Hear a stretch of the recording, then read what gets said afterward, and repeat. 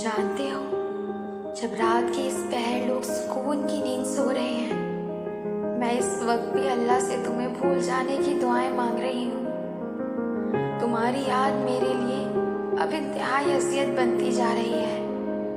मैं जानती हूँ तुम मेरे एक आंसू के भी काबिल नहीं हो, पर ये सब मेरे बस में नहीं है।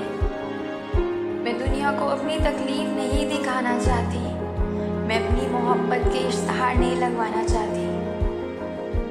मैं मुंह पर हाथ रख लेती हूँ कहीं मेरी सिसकियाँ मेरे माँ बाप को बेचैन ना कर दें।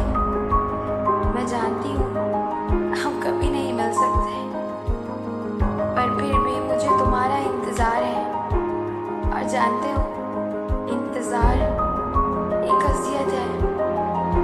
फिर चाहे वो बिस्तर पे लेट कर नींद का हो, चौखट पे बैठकर महबूब का, या जिंदगी से हार कर मौत का हो।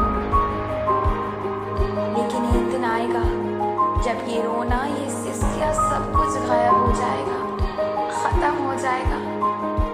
शायद मैं तुम्हें भूल भी जाऊंगी, पर जानते हो अल्लाह नहीं भूलता, वो सब का हिसाब रखता है।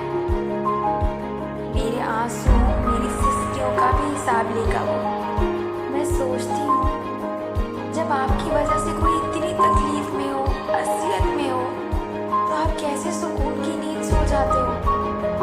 पर मेरी हर तकलीफ, वो रात का हिसाब मेरे अल्लाह के पास होगा। मुझे इस बात की खुशी है कि अल्लाह ने इस जहान में मुझे तकलीफ बर्दाश्त करने के लिए चुना, क्योंकि इस जहान की तकलीफ उस जहान की तकलीफ के आगे कुछ भी नहीं।